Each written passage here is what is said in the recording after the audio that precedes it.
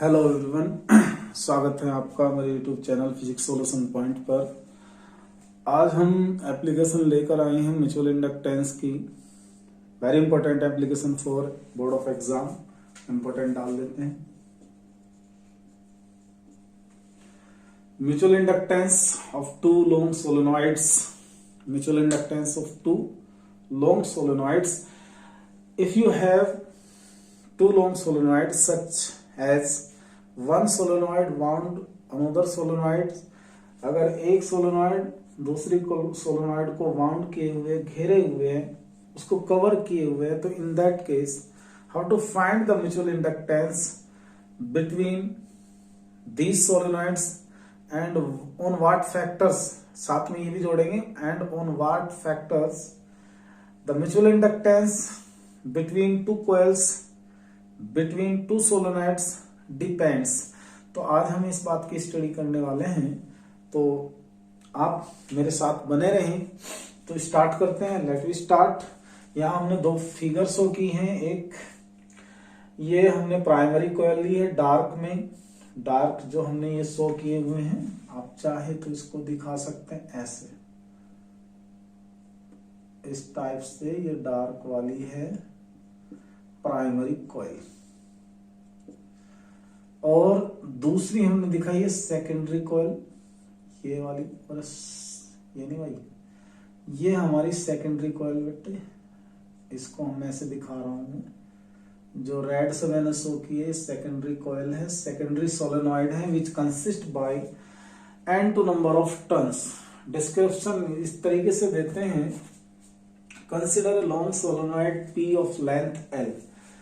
Consider a long solenoid P means primary consider कर लेंगे कि ये प्राइमरी सोलेनॉइड है, of length L1, number of turns N1, carrying a current I1 and area of cross section A1 it is equal to pi R1 square. ऐसे consider कर लेते हैं।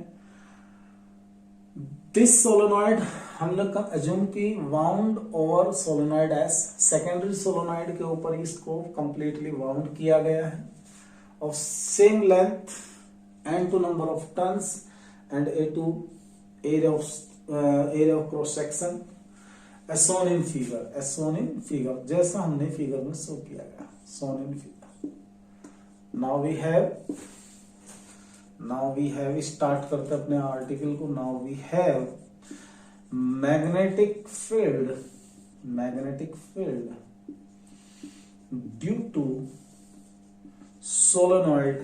कौन सी सोलेनॉइड? P। उसका नाम लिखेंगे बेटा B1।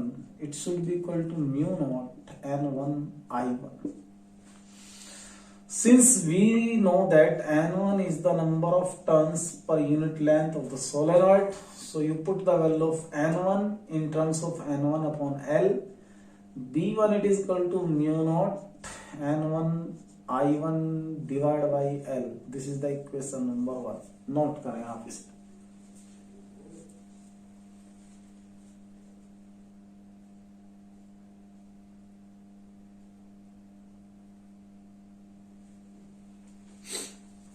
Okay, now we will find flux linked with inner coil, inner solenoid। उस solenoid का नाम है S। It's said to be phi2। It should be B1, area of cross section A2। Magnetic field B1, area of cross section A2. This means B1 mu naught N1 I1 divide over L pi R2 by square. Okay, if यहां consider कर सकते हैं M21 is the mutual inductance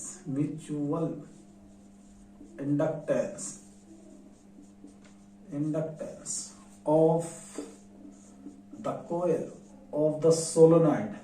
coil तो लिया नहीं इसमें, of the solenoid of S solenoid S. बेटा इसको नोट कर ले क्योंकि मुझको इसकी स्पेस चाहिएगा यहाँ पर, तो आप इसको नोट कर लें या स्क्रीन शॉट ले लें ताकि मैं इसको रब कर दूं। रिमूव कर देता हूं इसको, नोट कर लें आप। अगर बेटा आप ये वीडियो पहली बार देख रहे हैं, हमारी फर्स्ट टाइम है चैनल पर, और इस चैप्टर से पहले के सभी चैप्टर्स की और इस चैप्टर की सभी वीडियोस देखना चाहते हैं, तो प्लीज गो टू प्लेलिस्ट। उस प्लेलिस्ट पर हमने सभी चैप्टर्स के टॉपिक वाइज वीडियो अपलोड किए हैं विद न्यूमेरिकल्स, आप उस पर देख सकते हैं। तो आगे देखें भाई, इसको स्क्रीनशॉट आपने ले लिया होगा। इससे आगे बढ़ते हैं। इससे आगे बढ़ने का तरीका यह है कि फार्मूला डेफिनेशन के according N2 phi2 must be equal to M21 and current होगी I1। पुट द वैल्यू, तो N2 phi2 हुआ हमारा mu not N1 I1 divide over small l pi R2 का स्क्वायर M21 I1 से हम I1 को cancel कर लेंगे तो हमारा रिजल्ट बनेगा M21 it should be equal to mu not N1 N2 divide by L pi R2 का स्क्वायर। ये पाई R2 का स्क्वायर नोट कर ले जरा इसको।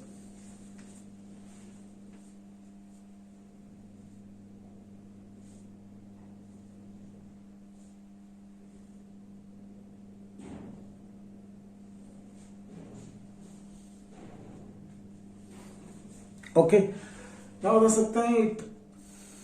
It can be easily verified that कि M121 M12 it is equal to से कह दिया हमने ये M के इक्वल हुआ, तो इन सच केस हम फाइंड कर सकते हैं capital M it is equal to mu not N1 N2 divide by L multiply pi R2 का स्क्वायर। और नॉर्मली हम A is equal to pi R2 का स्क्वायर या पाई R1 का स्क्वायर भी ले सकते हैं, क्योंकि दोनों के लिए रिजल्ट सेम आएगा, इससे कोई फर्क नहीं पड़ता। तो M it is equal to mu not N1 N2 divide by L A। Generally हम इसको A के टर्म में भी रख सकते हैं, अगर आप चाहते हैं रखना तो रख लेंगे। M is equal to mu not N1 N2 upon L into A। अगर हम मान ले कि this coil S wound over coil P, तो इन दैट केस आपका mutual inductance between two solenoids और कॉइल क्या होगा? Mu not N1 N2 upon L into pi R1 square बन जाएगा। तो ये जनरली हमने एक फार्मूला आपको डेराइव करके दिखाया है। ये आपका म्यूचुअल इंडक्टेंस है टू लॉन्ग सोलेनॉइड्स का। इसके बाद इसे नोट कर लें। फैक्टर्स ऑन विच देखते हैं।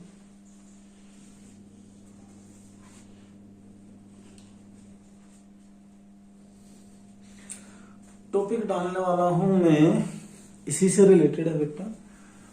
Factors on which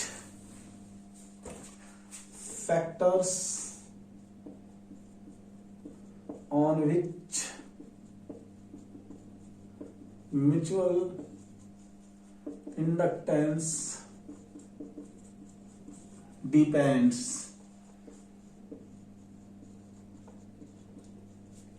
factors on which mutual inductance depends.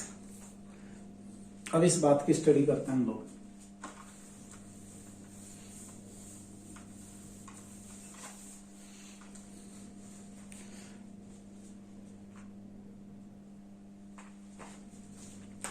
आपने भी फार्मूला पढ़ा, as you know that time is equal to mu not N1 N2 divide by L into area.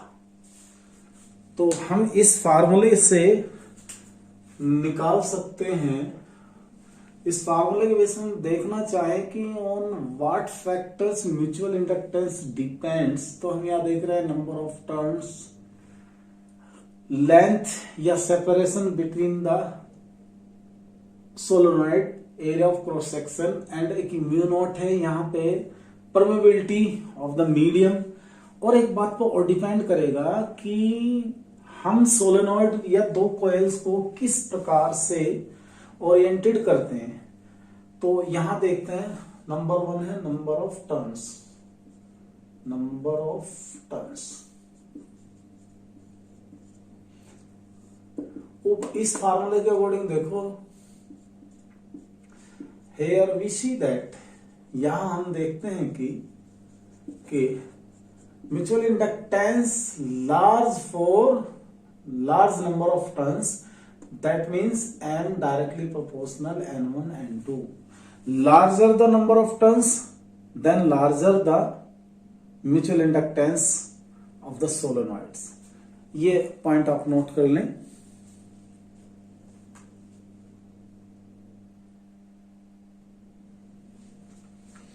Number 2, ये हमारा common cross sectional area है, इसे निकाल दें common cross sectional area, cross sectional area. दूसरा पॉइंट होगा common cross sectional area. यहां हम देखते हैं here larger common cross sectional area, cross sectional area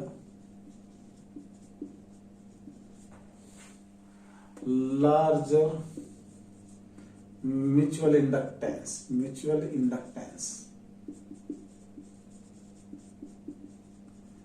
आप area of cross section, common area of cross section increase कर दीजिए, mutual inductance also increases, ये आ जाएगा। थर्ड पॉइंट, पहला point, it is depend on the number of turns. If we have larger number of turns in solenoid और coils, we have a larger mutual inductance between the coils. If we have larger cross-sectional area of the coils, then we have larger mutual inductance, because according to this formula m directly proportional to A। दो point note कर लें।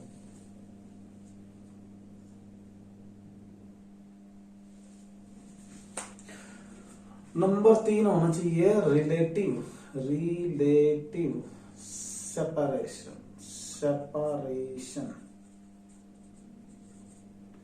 relative separation।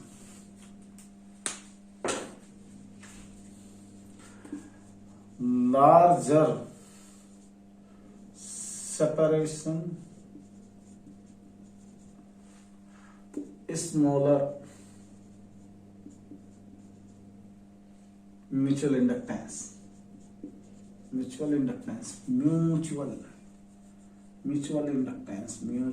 inductance।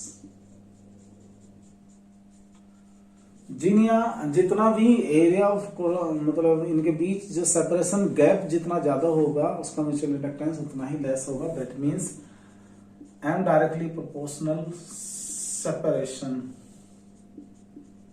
Between the coils के बीच का separation inversely proportional होगा। और एक 4 point होना चाहिए, पहले आप इसको नोट कर लें।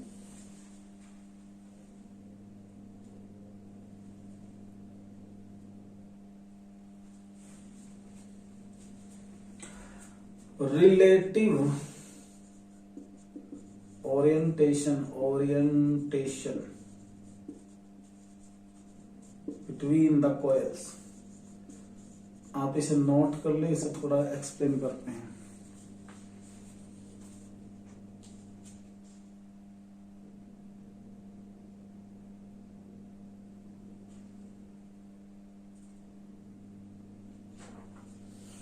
ओके बेटा,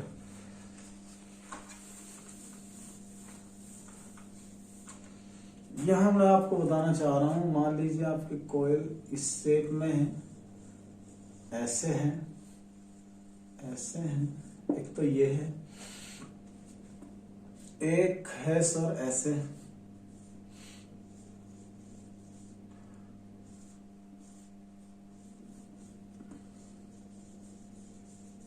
ऐसे हैं, तो इसमें क्या होगा, in both cases m is maximum, m is maximum. अगर ओरिएंटेशन इस टाइप से है तो यहाँ पे m मैक्सिमम होगा, और अगर कुछ ऐसा समझे हम,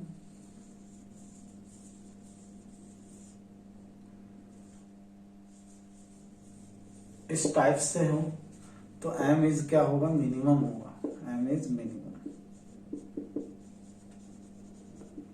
m इज मिनिमम।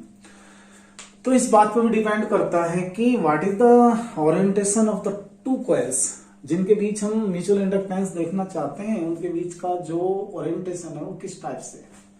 अगर कोएक्सियली है तो मैक्सिमम होगा, परपेंडिकुलर है या इस टाइप से है तो उसके लिए क्या होगा, ये मिनिमम होगा।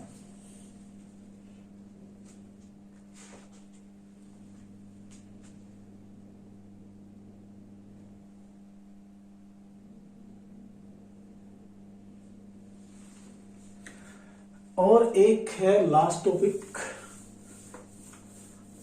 परमिबिलिटी, आई थिंक होगा 5, permeability, ability of the core of the coil. Permeability of the core of the coils या permeability of the material which is used to making a coils, permeability पे depend करता है। ये क्या बता देंगे, the mutual inductance is directly proportional to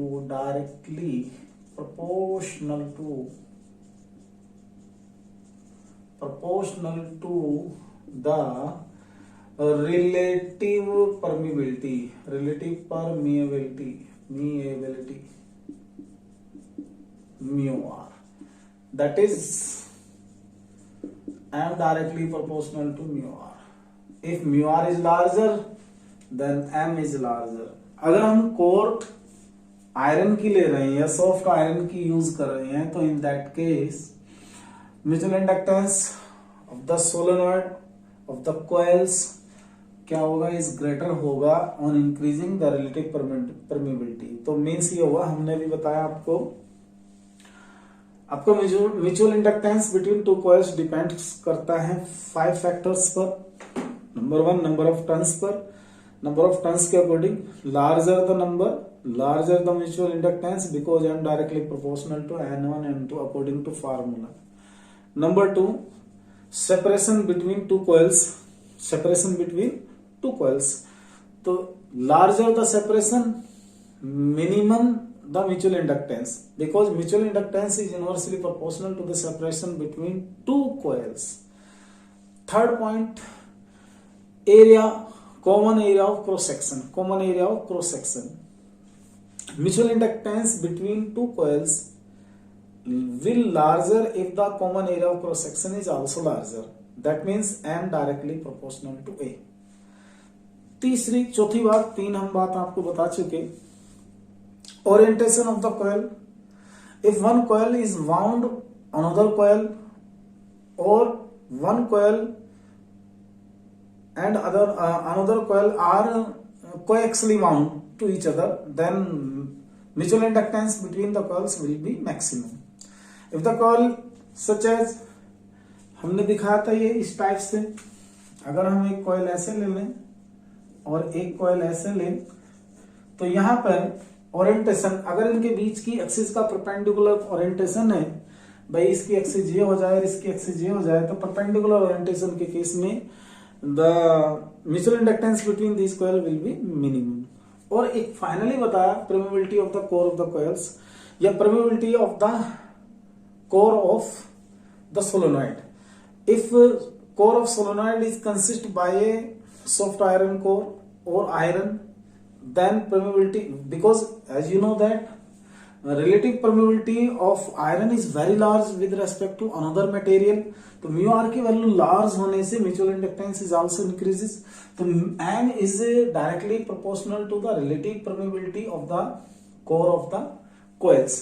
तो ये हमने आपको 5 फैक्टर्स बताए हैं। Mutual inductance between two coils का हमने आर्टिकल बता दिया। आई होप ये आपको क्लियर हो गया होगा। अगर आप चैनल पर नए हैं तो आपसे एक रिक्वेस्ट है कि आप चैनल को सब्सक्राइब करें, क्योंकि हम जैसे जैसे आगे बढ़ते जाएंगे हमें सब्सक्रिप्शन की आवश्यकता पड़ेगी। तो आपके सहयोग के बिना ये संभव नहीं है। चैनल प्रोग्रेस तभी होगा जब आप लोगों का सहयोग होगा। Thanks for watching, thanks for being us, good bye. कल मैं आपको सेल्फ इंडक्टेंस पे इसकी प्रॉब्लम और उसकी डेफिनेशन, सेल्फ इंडक्टेंस, कोफिशिएंट, इन सब के बारे में स्टडी करेंगे। Till then good bye.